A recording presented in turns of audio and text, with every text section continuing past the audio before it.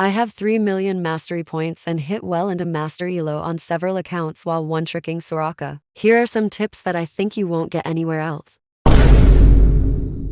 You don't actually have to walk past a blast cone before hitting it. You can just flash during your auto attack to escape even faster. This isn't necessarily unique to Soraka, but it can save you in a pinch. And it looks really cool. Ooh, that was a sick mechanic.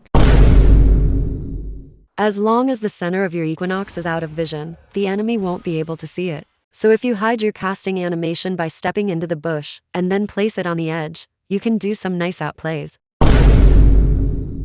If you understand this about Soraka's passive, you will get way better at using it.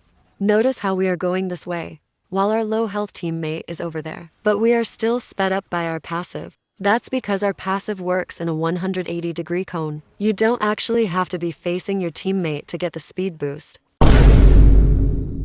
The further away you cast your star call, the longer its travel time. But at what range exactly is it impossible to dodge? I asked an astrophysics student friend to help me figure that out. He made this awesome tool in Desmos, which I'll link in the description in case you guys want to play with it yourselves. To phrase the question more precisely, we're trying to find out at which range we can place our Q directly on top of the enemy, and it be mathematically impossible for the enemy to dodge, even if they are scripting. And outside of that range, we start having to predict our target's movement to hit them. The two variables that we need to account for are the hitbox and movement speed of the enemy. For most champions in bot lane, that's around 65 and 330. This orange circle represents the max range of our Q, and this blue circle represents our auto attack range, which we will be using as a reference point. This overlay shows us the range at which we can place our Q directly on top of an opponent, and they won't be able to dodge it even if they are scripting. So outside of that circle, we have to lead our target.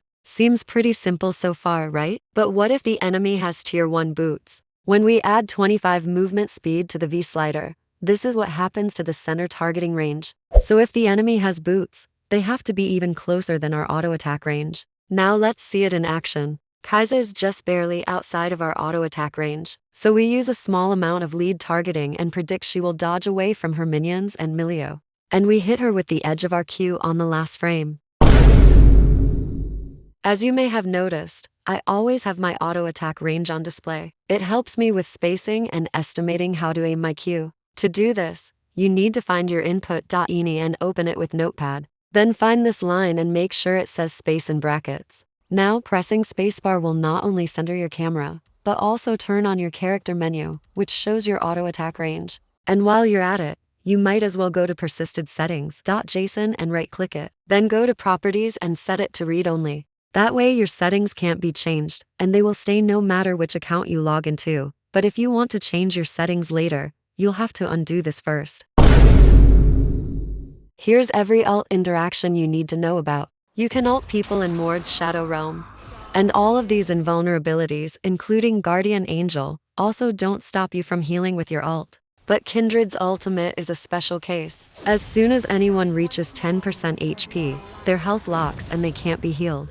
But if you ult a quarter second before the ult runs out, your heal will go through. So you don't have to be super precise, but try to ult right at the end.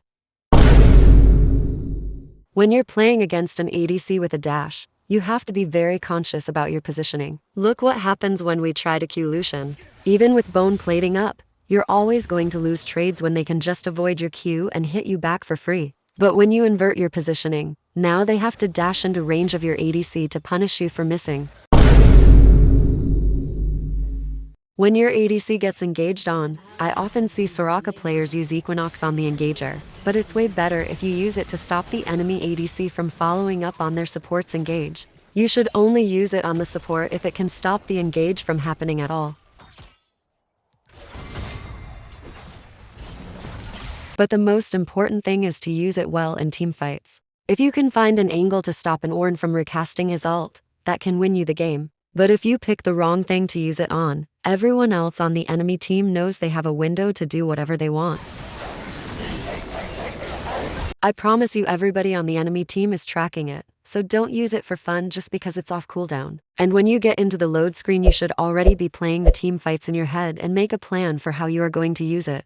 If you watch this far, you must have liked it, so why don't you subscribe for more content like this? Until next time, bye.